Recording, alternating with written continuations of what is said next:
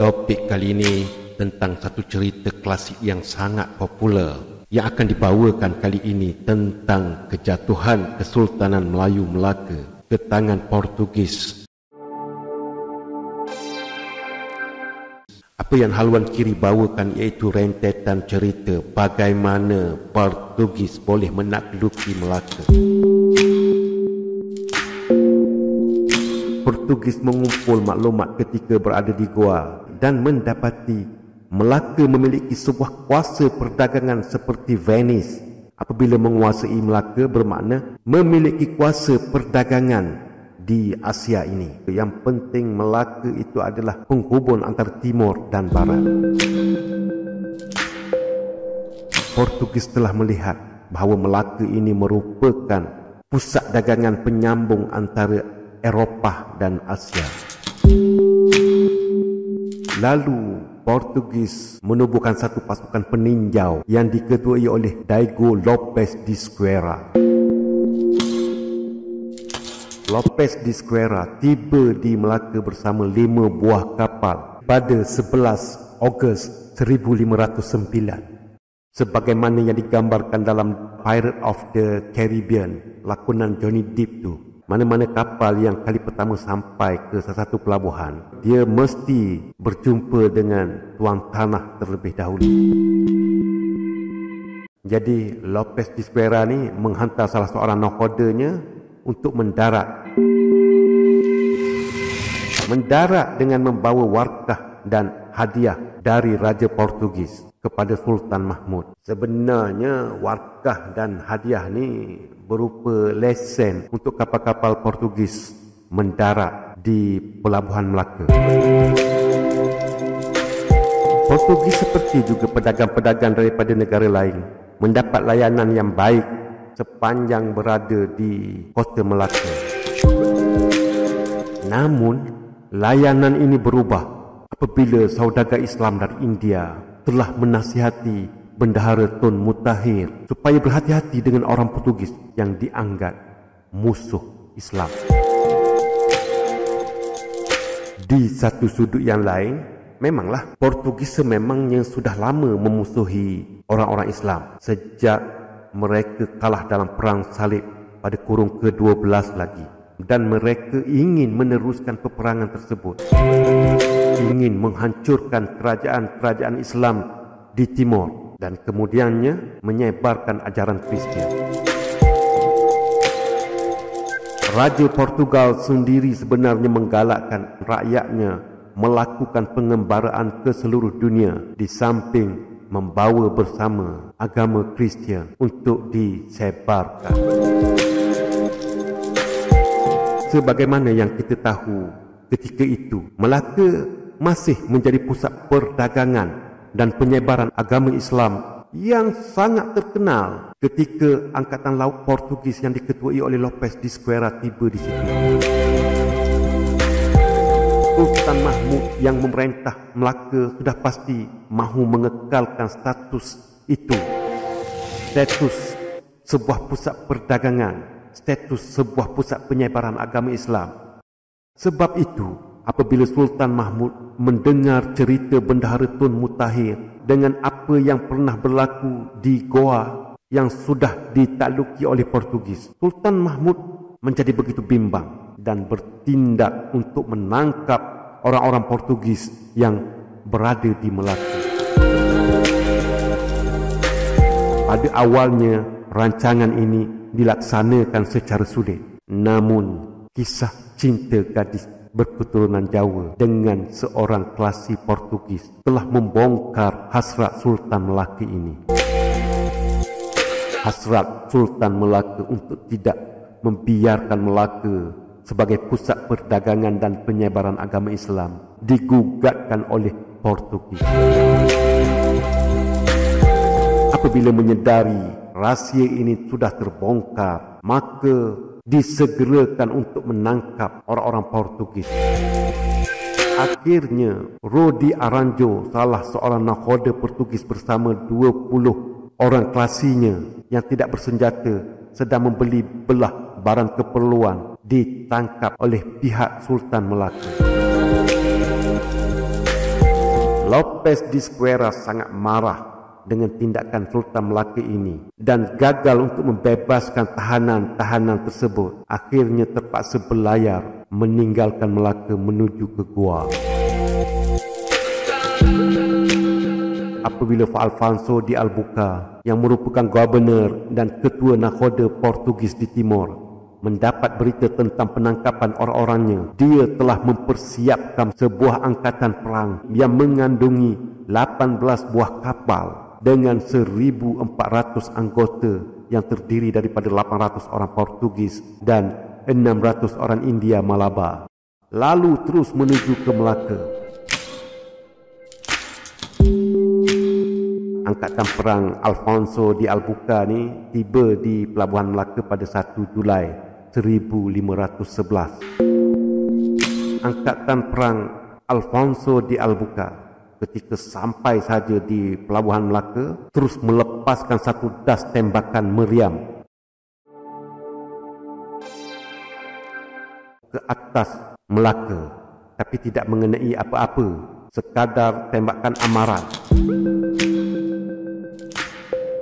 Tembakan itu tidak mengejutkan sangat bagi pihak Melaka yang sudah mengetahui apa yang berlaku sebenarnya sekarang. Namun Sultan Mahmud Shah menuntut penjelasan tentang tindakan Portugis itu.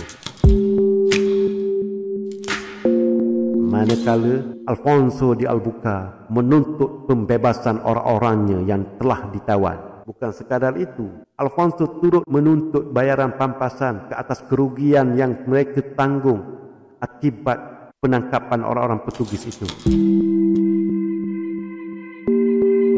Sultan Mahmud Shah tidak gentar sebenarnya, namun sengaja melengah-lengahkan masa bagi memperkukuhkan lagi kubu pertahanan serta mempersiapkan segala bekalan di kedua belah bahagian Melaka yang dipisahkan oleh sungai. Kalau kita tengok peta kota Melaka tu, Melaka terpisah di dua bahagian. Dua-dua bahagian tu sangat maju dan hanya jambatan yang memisahkan kedua-dua bahagian sungai tersebut. Kedua-dua belah kiri kanan sungai itu yang dihubungkan oleh jambatan menjadi kubu kuat pertahanan Angkatan Perang Melaka.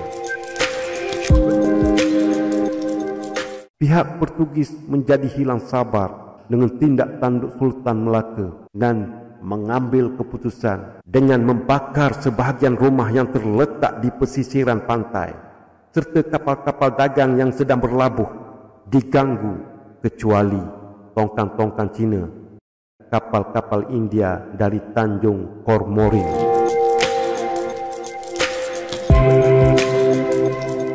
Untuk rekod, rasanya Melaka sebelum kedatangan Portugis ini tidak pernah diganggu gugat ataupun diserang. Kalau saya salah, boleh komen di bawah. Pengalaman Melaka berdepan dengan lawan di Pelabuhan Melaka itu sendiri tidak pernah berlaku. Melihat cara Portugis yang brutal, Sultan Melaka akhirnya membebaskan semua tawanan perang. Akan tetapi Alfonso de Albuquerque masih belum berpuas hati. Sebenarnya memang itu rancangan Alfonso sekadar mencari sebab untuk menawan kota Melaka. Tanggal 25 Julai 1511, Alfonso de Albuquerque berusaha menyerang untuk menguasai jambatan yang menghubungkan kedua belah kota Melaka. Pihak Portugis nampak sukar untuk menyerang Melaka kerana serangan datangnya dari kedua belah arah sungai. Tentera Kesultanan Melaka saling bantu-membantu di antara satu sama lain sewaktu melakukan serangan kepada musuh. Serangan pertama Portugis ini sebenarnya sudah berlaku satu pertempuran yang sengit.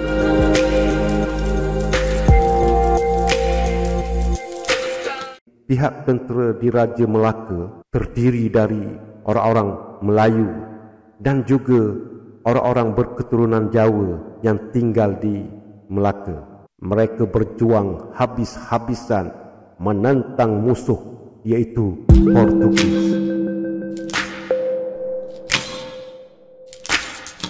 Kecederaan dan kematian di kedua-dua belah pihak memang cukup besar. Ini membuatkan pihak Portugis akhirnya terpaksa mengundurkan diri kembali ke kapal utama dengan membawa askar-askar yang tercedera. Serangan pertama Portugis gagal. Portugis berundur seolah-olah akan terus kembali ke Goa India.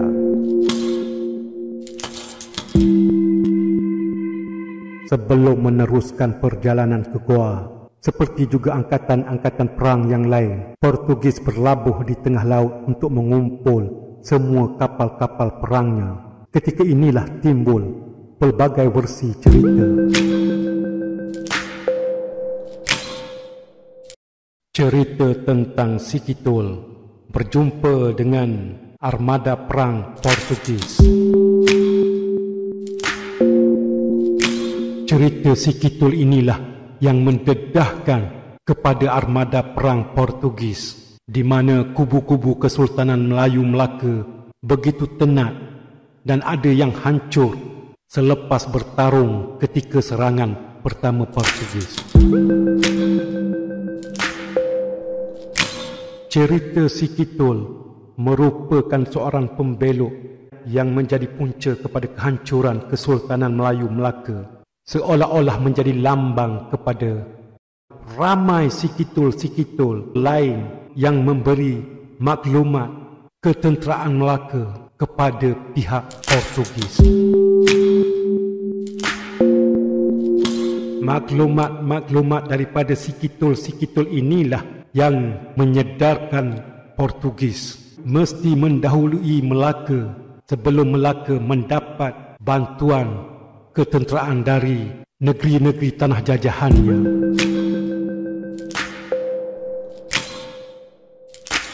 Hasil maklumat Si Kitul inilah hanya selang beberapa hari sahaja Portugis kembali untuk menyerang Melaka. Sebab itu cukup mudah Portugis masuk ke Melaka dan terus menyerang dan menawan kota Melaka.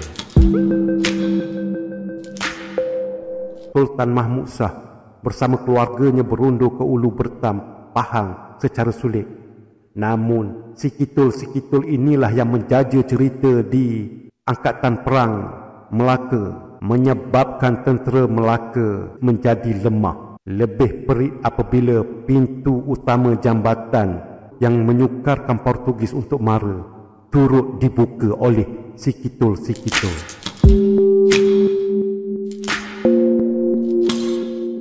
Nanti akan disusun satu cerita tentang Si Kitul di zaman Kesultanan Melayu Melaka. Jadi kepada yang belum subscribe, jangan lupa subscribe channel Haluan Kiri ini.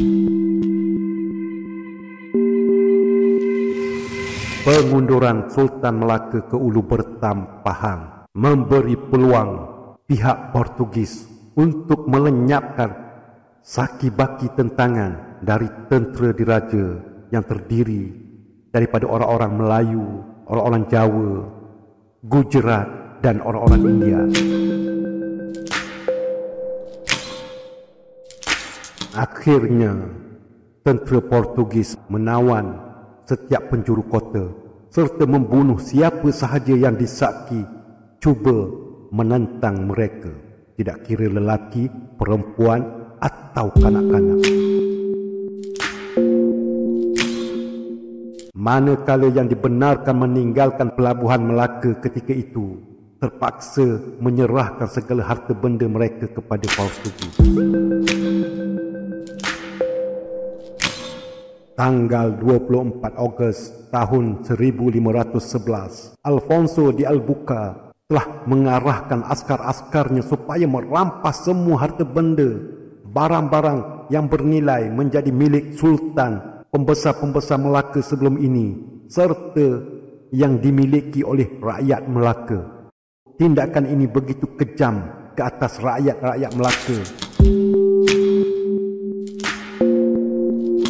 Portugis sebenarnya sengaja melakukan hal sedemikian untuk menakut-nakutkan penduduk di Melaka agar mereka mengikut perintah Portugis. Banyak sekali barangan yang dirampas seperti pasu, jongkong emas, barang-barang kemas, batu permata, kain sutera, wangian-wangian, dan yang menariknya 2,000 meriam tembaga yang dapat dirampas pada ketika itu. Begitu juga dengan senjata-senjata yang lain. Jadi, tuduhan yang menyatakan Angkatan Perang Melayu Melaka ketika berperang dengan Portugis hanya menggunakan keris, lembing dan panah adalah tidak tepat sama sekali. Kerajaan Melayu Melaka sebenarnya memiliki lebih dari 8,000 laras senapang dan meriam. Pada tahun 1557, Alfonso de Albuquerque sendiri menyatakan senjata api yang dirampas sebanyak 3,000 laras, dengan 2,000 laras diperbuat daripada besi yang sangat bermutu tinggi. Begitu juga dengan penemuan meriam bersaiz lebih besar daripada yang dimiliki oleh Portugis. Dalam manuskrip Melayu sendiri pun ada menyebut senjata bedil yang digunakan oleh pihak Melaka. Itu jelas menunjukkan jenis-jenis senjata api yang digunakan oleh tentera Kesultanan Melayu Melaka. Anehnya, penggunaan persenjataan Melayu seperti sengaja dikaburkan dalam sejarah Melayu sendiri, walaupun negara ini sudah 64 tahun merdeka. Sebegitu banyak senjata masih lagi tewas dalam peperangan. Ya, apabila lompong-lompong di sana sini dalam pertahanan telah diceritakan dengan detail kepada musuh yang menyerang, maka tewaslah Kesultanan Melayu Melaka. Kubu dan istana Kesultanan Melayu Melaka dibakar, dimusnahkan, dan kesemua barangan yang bernilai habis dirampas. Portugis telah menjajah Melaka dari tahun 1511 sehingga 1641, selama lebih kurang 130 tahun.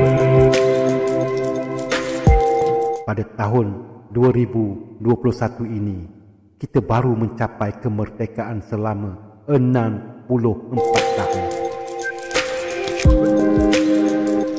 Terima kasih telah mengikuti cerita yang dibawa kali ini. Bantu channel ini dengan subscribe anda untuk kami lebih bersemangat membawa kisah-kisah klasik dalam dunia Melayu kita ini. Sekian, terima kasih.